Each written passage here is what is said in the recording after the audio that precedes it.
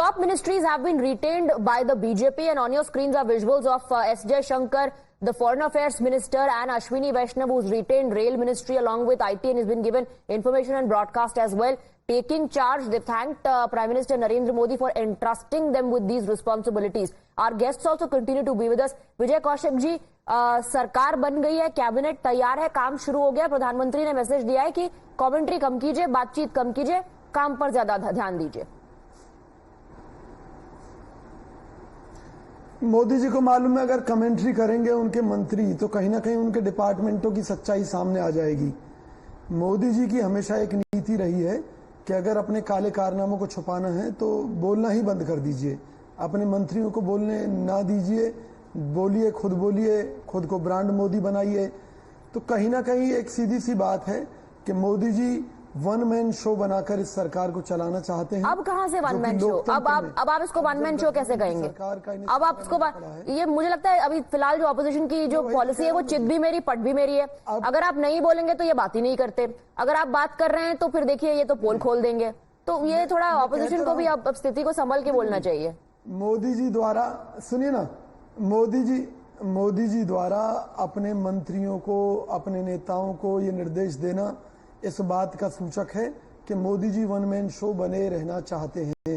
अब चूंकि ये गठबंधन सरकार है इसलिए सरकार के कारनामे सामने आने जरूरी हैं और आएंगे भी. अभी रेल मंत्रालय की बात चल रही थी. सरकार का जो काम है वो किसी चीज को धंधा बनाना नहीं है.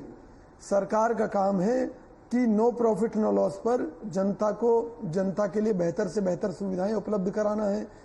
10 साल पहले क्या किराए थे, क्या रेट थे आम जनता के लिए रेलवे में, आप उनकी तुलना कर लें और आज की तुलना कर लें. 10 साल पहले की स्थिति और अब की स्थिति में बहुत फर्क भी है. नहीं, 10 साल पहले की स्थिति और अब की स्थिति में बहुत फर्क भी है. And Tushar Gupta, you know what is the harm if you can give facilities to people. एक सेकंड, मुझे सवाल तो कर लेने दीजिए तुषार गुप्ता से कि अगर आप लोगों को फैसिलिटीज भी दे रहे हैं और इंश्योर कर रहे हैं कि रेलवेज आपको कमा करके भी दे, what's the harm in that? बिल्कुल कोई प्रॉब्लम नहीं है. देखिए, कांग्रेस की मानसिकता क्या है ना, इनको इकोनॉमी संभालनी नहीं आती. 90 के दशक में इन्होंने ही हमें बैलेंस ऑफ पेमेंट क्राइसिस में ला खड़ा कर दिया था. 2012-13 में इनके ही फाइनेंस मिनिस्टर बात करते थे कि हमें अपना सोना गिरवी रखना चाहिए. इकोनॉमिक मैनेजमेंट और कांग्रेस का कोई आपस में रिश्ता नहीं है, कोई नाता नहीं है. अब ये बात करें Modi ji one man show है. मोदी जी ने जब ओथ सेरेमनी भी ली, उन्होंने कहा एक संघ के प्रधानमंत्री, वो एक अलायंस के प्रधानमंत्री है, वो इनसे सुना नहीं गया. इनको अपने प्रेसिडेंट मल्लिकार्जुन खड़गे जी से पूछना चाहिए, वो वहां थे.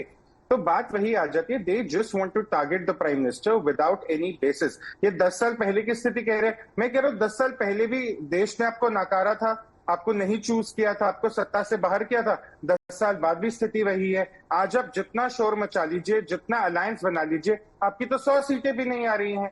अगर आपकी 120 सीटें भी आती तो बात करी जाती. कांग्रेस एलाइज के भरोसे पर 50 से 99 पे गई. इसमें कौन सा अचीवमेंट है? While this politics continues and the blame game continues, the ministers have been entrusted with huge responsibilities, tasks cut out for them. Railways की, क्योंकि मिस्टर कौशिक बात कर रहे थे, yes you are absolutely right, पूरा ट्रांसफॉर्मेशन हुआ नहीं है. They'll have to work on areas like reducing the wait list, safety and services to the passengers, and the expansion of the network, introducing more trains. तो ये सारी चीजों पर ध्यान तो देना ही पड़ेगा. विजय Kaushik and Tushar Gupta, stay on with us. I will take a very short break on the broadcast.